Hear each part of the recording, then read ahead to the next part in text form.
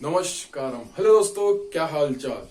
अपन ने ये बंगाल का गवर्नर जनरल कंप्लीट कर लिया था।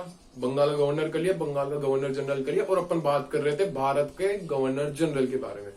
वहां से मैं आपको बताया था कि अपन ने लॉर्ड विलियम बेंटिंग पढ़ा था। उसी के टाइम पीरियड में दो विवाद हुए थे। मैं बोला था कि मैं आगे एक लेक्चर लेके आ रहा हूं, तो वो लेक्चर आ चुका है आज।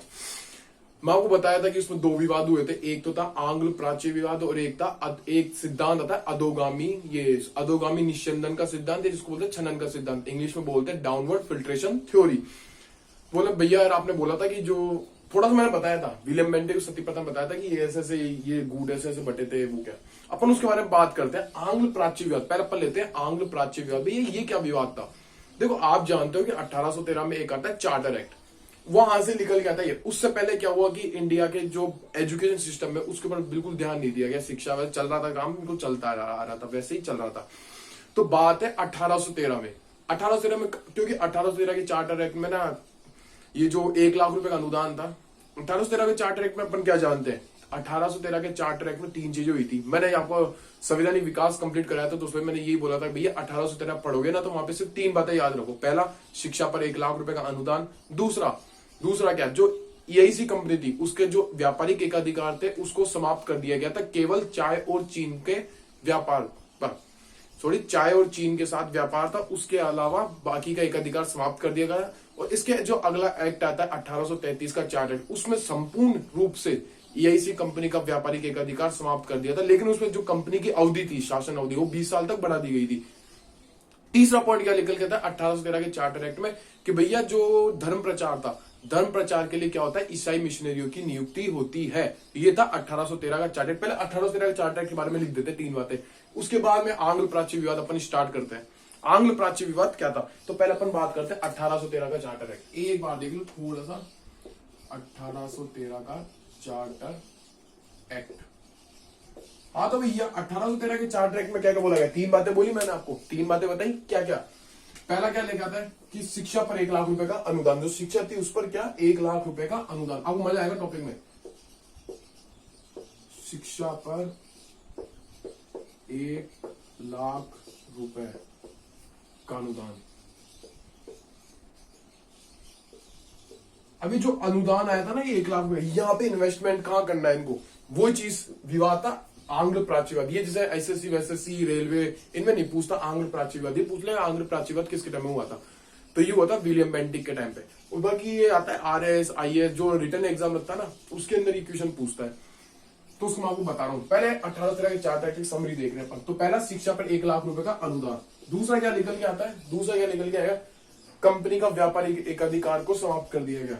केवल यहां से लिखता हूं, चाय और चीन के साथ व्यापार, चाय और चीन के साथ व्यापार को छोड़कर, चाय और चीन के साथ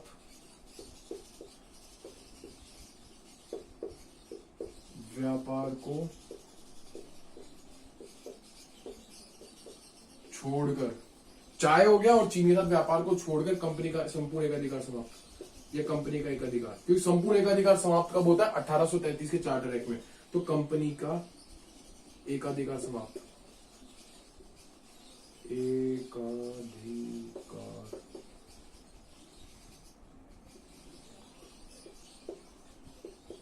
समाप्त कर दिया गया।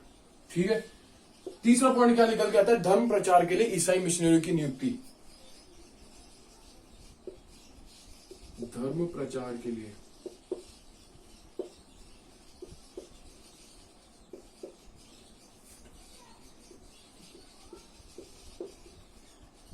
ईसाई मिशनरियों की नियुक्ति, ईसाई मिशनरियों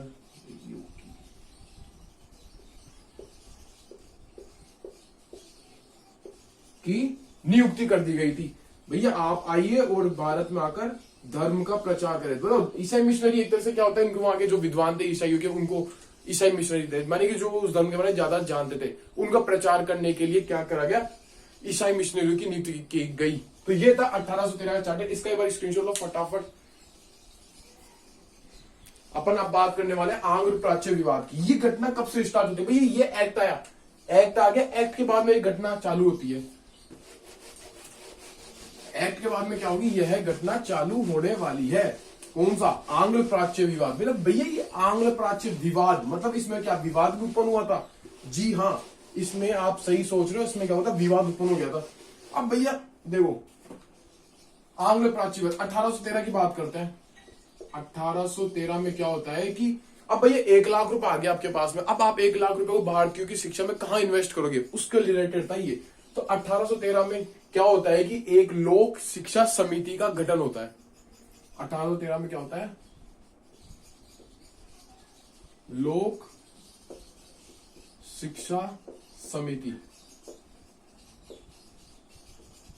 इसका क्या हो गया भैया, गठन हो गया। बोला अच्छी बात है भैया, लोक शिक्षा समिति का गठन हो गया। इस समिति में कितने सदस्य थे, 10 सदस्य निकल के आते हैं। इस समिति में कितने थे, अभी जो समिति थी,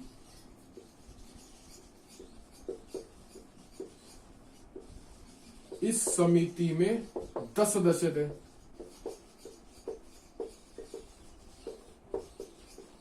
अब इनको यूज करना है 1 लाख रुपए। भैया 1 लाख रुपए का इन्वेस्टमेंट कहां करना है, मतलब शिक्षा में तो करना है, लेकिन कैसे क्या करना है। अब इन 10 सदस्यों में क्या होता है, एक विवाद उत्पन्न हो गया। जैसे मान लो, पहले आपको मैं अपने एग्जांपल लेके समझाता हूं, इसको तो अपन बाद में देखते हैं। जैसे मान लो अपना भी क्लास है, अब इस क्लास में 10 जने बैठे हैं। अब मान लो क्लास में 10 जने बैठे हैं, ये मान लो एक पूरा रूम है, एक हॉल में क्लास चल रही है, उसमें 10 जने बैठे हैं। अब क्या होता है कि मैं बोला कि सबके पास जाता हूँ, सारे स्टूडेंट्स के पास में, भैया ऐसा करो, आप बताओ कि आपको मैं ना 1 लाख रुपए देता हूँ। अब आप बताओ, आपके हिसाब से बात पैसे देने की बात नहीं है कि ना भारतीयों को शिक्षा है ना, एक तो किस चीज की शिक्षा दे और किस माध्यम में शिक्षा दे। अब इनका जो विवाद था, विवाद क्या निकल जाता है, विवाद निकल जाता है भैया जो भारतीय थे, मतलब शिक्षा तो किसकी दे, विवाद में क्या निकल गया था, जो शिक्षा था एक तो किस चीज की शिक्षा दे और किस माध्यम में दे, और किस माध्यम में दे, ये 2 पॉइंट निकल गया था। विवाद किस में हुआ भैया, शिक्षा किस चीज की दे, भैया आपको पाश्चात्य शिक्षा का ज्ञान देना है या प्राच्य शिक्षा का ज्ञान देना है, वो बात हो गई थी। एक तो किसकी शिक्षा दे और एक किस माध्यम में, कि आपको क्या गुजराती में चाहिए, बंगाली में चाहिए, संस्कृत में चाहिए, अरबी में चाहिए, फारसी में चाहिए या अंग्रेजी में चाहिए।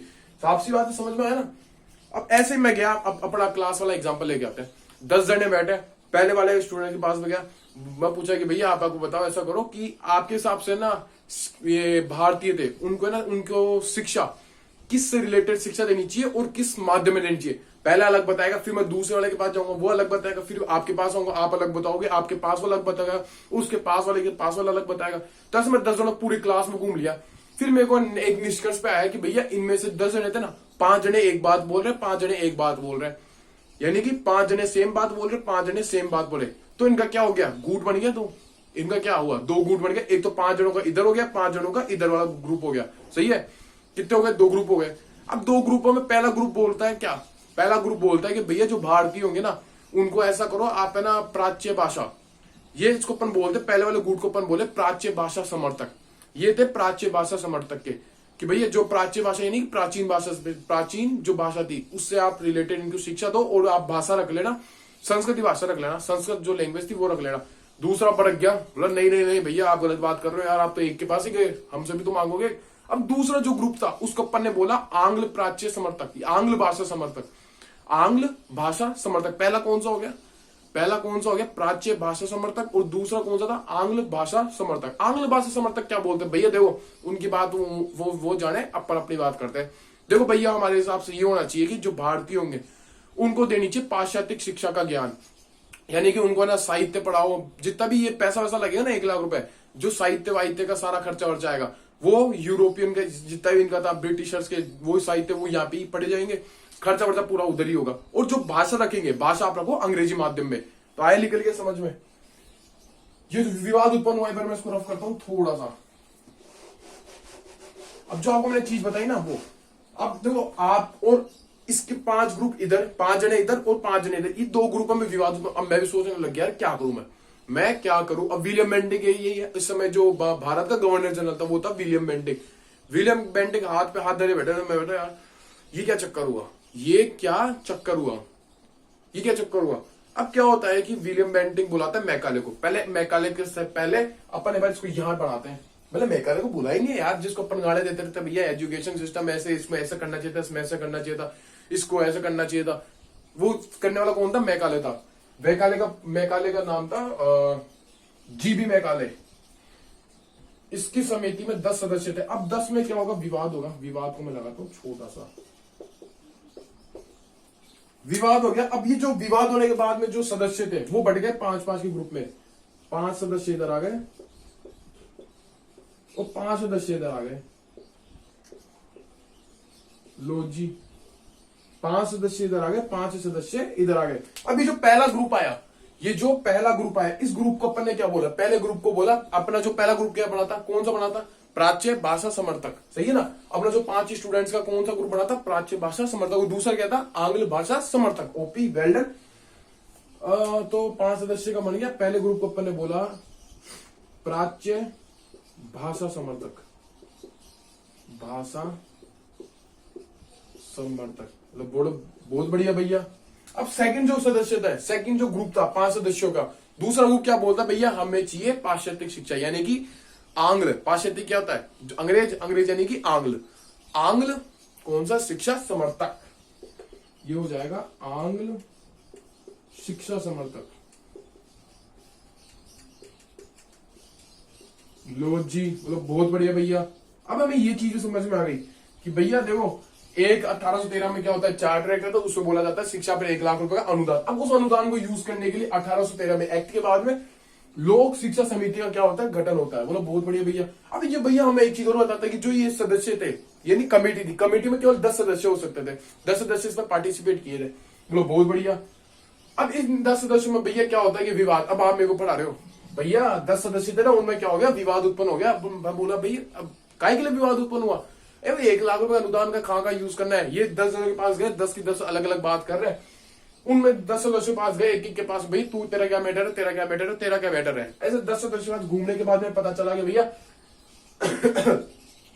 5 सदस्यों का मैटर सेम है, इन 5 सदस्यों का मैटर सेम है, यानी कि ये 5 सदस्य एक बात बोल रहे, 5 सदस्य एक बात बोल रहे। बोलो बहुत बढ़िया। अब इन दोनों क्या हो गया? गुट बन गए, क्योंकि एक एक बात बोल रहे।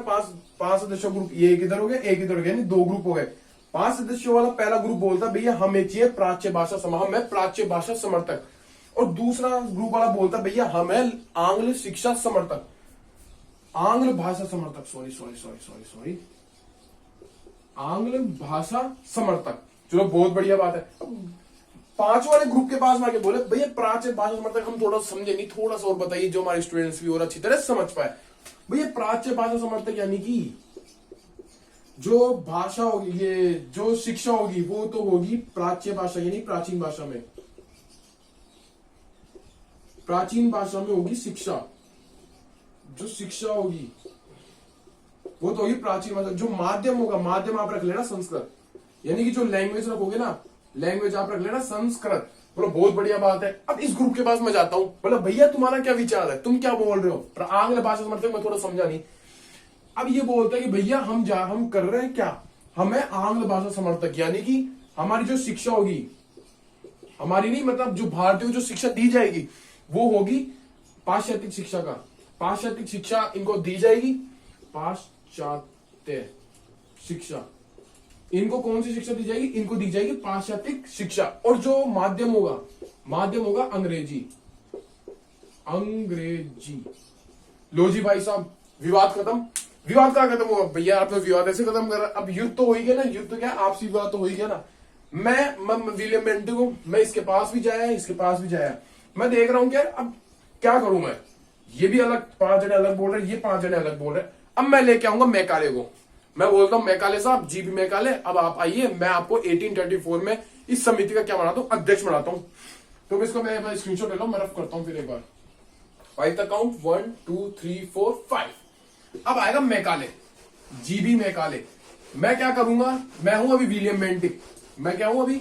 मेरे को आप समझो विलियम बेंटिक। अब मैं क्या करता हूं कि 1834 में क्या करूंगा? 1834 में जो समिति थी, लोक शिक्षा समिति, इसका क्या बनाता हूं? उसको अध्यक्ष। 1834 ईस्वी में मैकाले, जीबी मैकाले को मैकाले चच्चा को क्या बनाता हूं मैं? मैकाले चच्चा को क्या बनाऊंगा? समिति का अध्यक्ष। मैकाले को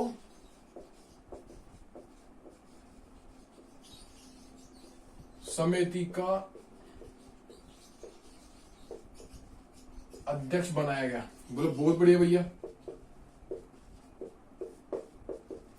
ये एक निर्णय निकालता है, ये एक निर्णय निकालता है। क्या? बोलो भैया क्या निर्णय निकाला? उसकी सन आती है 2 फरवरी 1835, यानी कि इसके बनने के 1 साल बाद बात है। 2 फरवरी 1835। 2 फरवरी 1835 में क्या हुआ? 2 फरवरी 1835 में मैकाले के द्वारा बोला गया। मैकाले अब समिति का अध्यक्ष है, समिति को पूरा कंट्रोल करेगा कौन? मैकाले। मैकाले निष्कर्ष पे निकला, तो मैकाले के अनुसार, मैकाले लगा लो या समिति लगा लो, क्योंकि मैकाले मैकाले क्या था? मैकाले इसका हेड था समिति का। तो मैकाले के अनुसार भारतीयों को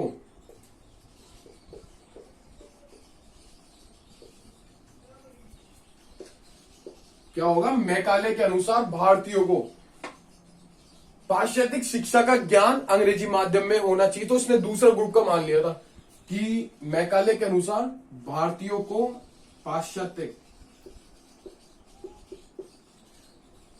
मैकाले के अनुसार भारतीयों को पाश्चात्य शिक्षा का ज्ञान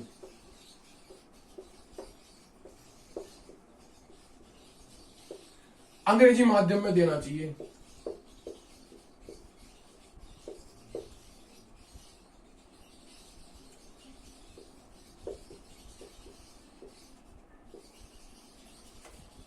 अंग्रेजी माध्यम में देना चाहिए। ये लो, विवाद क्या हो गया? सॉल्व हो गया। आंग्ल प्राच्य विवाद सॉल्व। अब इस चीज को ना 2 फरवरी, अब 2 फरवरी को उसको पत्र वत्र बना के सजा जजा के भेज दिया गया। भैया अब ऐसा और आप साइन कर दो। 7 मार्च को क्या होता है? इसको लागू कर दिया गया कि भैया अब जो भारतीय होंगे ना, उनको पाश्चात्य शिक्षा का ज्ञान अंग्रेजी माध्यम में देना चाहिए। इसको लागू कर दिया गया 7 मार्च को। तो ये था आंग्ल प्राच्य विवाद। ये तो क्लियर है, बस स्क्रीनशॉट ले लो। अब अपन बात करेंगे नेक्स्ट, अधोगामी निस्यंदन का सिद्धांत या छनन का सिद्धांत, इंग्लिश में बोलते हैं डाउनवर्ड फिल्ट्रेशन थ्योरी। उसमें मैकाले ने क्या बोला था?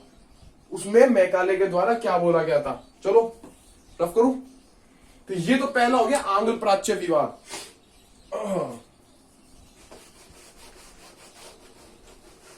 भैया मैकाले के तुम देखा क्या बोलता है? आपको बोलेगा यार भैया क्या हराम इंसान था, कहां दिमाग लगाया था उन्होंने, जो अंग्रेज थे उन्होंने कहां दिमाग लगाया था, कैसी एजुकेशन सिस्टम कर दिया था उन्होंने, वो आपको दिखाने वाला हूं।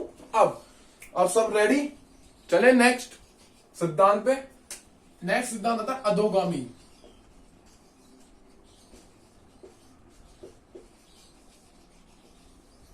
अधोगामी निस्यंदन का सिद्धांत। अधोगामी निस्यंदन, ये जिसको बोलते हैं अपन छनन का सिद्धांत।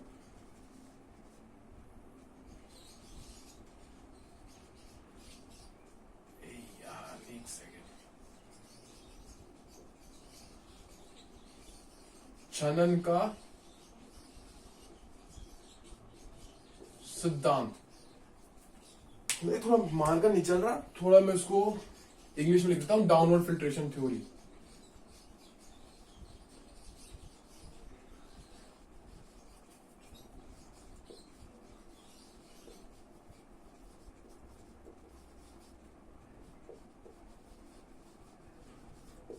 ये थी डाउनवर्ड फिल्ट्रेशन थ्योरी, यानी कि अधोगामी निस्यंदन सिद्धांत, छनन का सिद्धांत। बोलो भैया ये सिद्धांत क्या था? इसका मतलब क्या है? यहाँ पे अधोगामी का मतलब क्या है? अधोगामी निस्यंदन का मतलब, पहले बात करते हैं भैया इनका मतलब क्या निकल के आता है। जो अंग्रेज थे उनकी क्या नीति थी? यानी कि भारत में शिक्षा से रिलेटेड अंग्रेजों की नीति।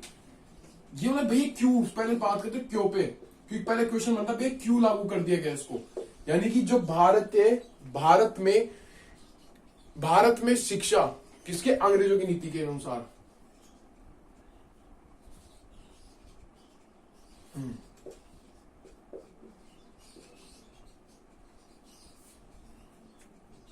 यार एक सेकेंड, मेरे लाइन थोड़ा लिखने में नहीं आ रहा।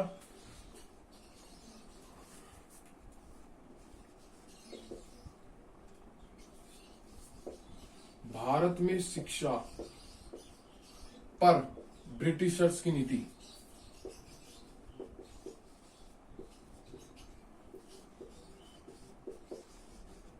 भैया क्या नीति थी?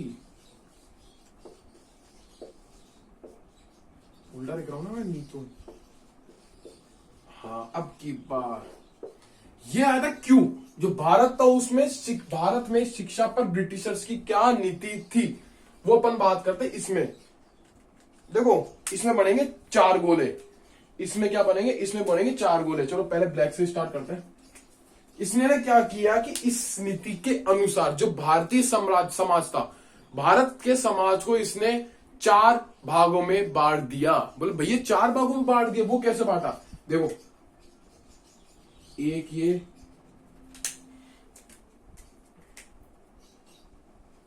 दूसरा ये, देखते रहना एक बार,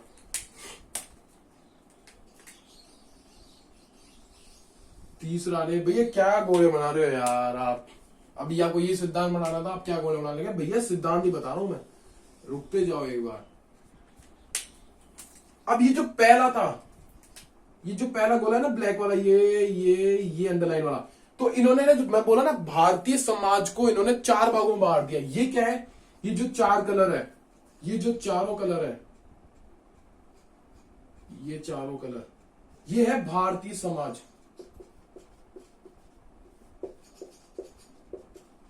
अब इनकी आप बुद्धि देखना भैया कैसे करते हैं। पहला वाला, ये जो ब्लैक वाला है, ब्लैक वाला थोड़ा ये लगा के यहां, पहले वाले को बोला गया, जो नीचे वाला सबसे अंदर वाला ब्लैक वाला, इसको बोला गया निम्न वर्ग। निम्न वर्ग, चलो बहुत बढ़िया भैया, निम्न वर्ग आपने बता दिया।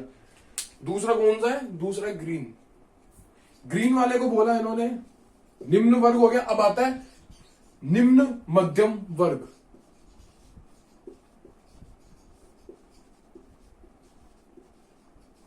बोला बहुत बढ़िया भैया। अब तीसरा कौन सा आता है? तीसरा आता है ब्लू वाला। तीसरा आता है ब्लू वाला। ब्लू वाले को बोला इन्होंने उच्च मध्यम वर्ग। उच्च मध्यम वर्ग। भैया क्या आप ये क्या लिख रहे हो? भैया समाज को बांट रहे हैं, भारतीय समाज को। अब चौथा कौन सा आता है? रेड वाला। रेड वाले को क्या बोलेंगे? उच्च वर्ग। अब ये देखो, अंग्रेज थे, अंग्रेजों ने क्या किया? भारतीय समाज था, उसमें भारतीय समाज को पूरे 4 भागों में बांट दिया गया। पहला था निम्न वर्ग, दूसरा था निम्न मध्यम वर्ग, तीसरा था उच्च मध्यम वर्ग और चौथा था उच्च वर्ग। भाई ये मैक्सिमम अपने ये माना जाता है उच्च वर्ग हो गया। उच्च से थोड़ा नीचे यानी कि कौन सा होगा? उससे थोड़ा नीचे उच्च मध्यम वर्ग, और उससे नीचे 3rd स्टेप पे कौन सा आता है? निम्न मध्यम वर्ग, और चौथे नंबर आता है निम्न वर्ग, सबसे लो क्लास वाले इसमें आते हैं। तो अब इसमें क्या बोला कि भैया मैकाले के अनुसार ये ब्रिटिशर्स के अनुसार अपने को क्या करना चाहिए कि जो उच्च वर्ग है और एक उच्च मध्यम वर्ग है, इन दोनों वर्गों को क्या कर दे? शिक्षित कर दे। भैया भाई समझ में नहीं आया? भैया क्या समझ में नहीं आया? मैकाले के अनुसार या ब्रिटिशर्स के अनुसार उच्च मध्यम वर्ग हमें उच्च मध्यम वर्ग और उच्च वर्ग के लोगों को क्या कर दे? शिक्षित कर दे, जिससे जो शिक्षा होगी, अगर हम इन दोनों को शिक्षित कर दे तो शिक्षा का इन दोनों को शिक्षित कर दिए, इन दोनों को अपन ने क्या कर दिया? शिक्षित कर दिया। शिक्षित करने वाली जो शिक्षा होगी ना, वो छनकर, तभी नाम है इसका छनन का सिद्धांत। शिक्षा क्या होगी? छनकर। शिक्षा छनकर ऑटोमेटिक निम्न वर्ग और निम्न मध्यम वर्ग में पहुंच जाएगी। शिक्षा क्या होगी? अगर हम इनको शिक्षित करते हैं, शिक्षा यहां से क्या होगी? छनेगी, यानी कि छनकर क्या होगा? ऊपर पहुंच जाएगी। ऊपर कौन सा? निम्न वर्ग और निम्न मध्यम वर्ग। अब ये वर्ग होगा ना, ऑटोमेटिक क्या हो जाएंगे? शिक्षित हो जाएंगे। ये ऑटोमेटिक क्या हो जाएंगे? ये ऑटोमेटिक हो जाएंगे शिक्षित।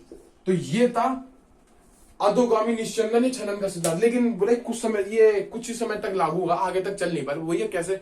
उस समय अपने जो समाज था, समाज में क्या था? भेदभाव ज्यादा था, ये जाति प्रथा बहुत ज्यादा थी। अपन क्या है, हर चीज से भेदभाव करते थे, तो ये वैलिड ही नहीं हो पाया। वैलिड ही कैसे होगा? तो इसको मैं एक लाइन लिखवा देता हूं, उसके यहाँ पर फटाफट आप स्क्रीनशॉट लो इसका, कि बहुत बड़ी डायग्राम बना है। चलो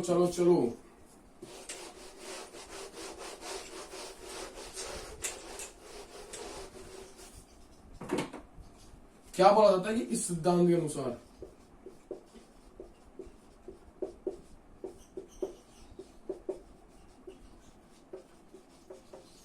इस सिद्धांत के अनुसार, इस सिद्धांत के अनुसार एक तो उच्च वर्ग, उच्च मध्यम वर्ग, उच्च वर्ग व निम्न, उच्च वर्ग व उच्च मध्यम वर्ग, उच्च मध्यम वर्ग को इस सिद्धांत के अनुसार उच्च वर्ग और उच्च मध्यम वर्ग को शिक्षित करने पर, या शिक्षित किया जाए, शिक्षित किया जाए, जिससे इनसे शिक्षा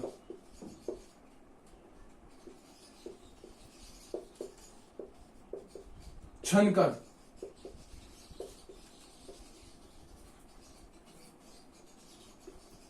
निम्न मध्यम वर्ग वह निम्न वर्ग तक पहुंच जाएगी, वह निम्न वर्ग तक पहुंच जाएगी।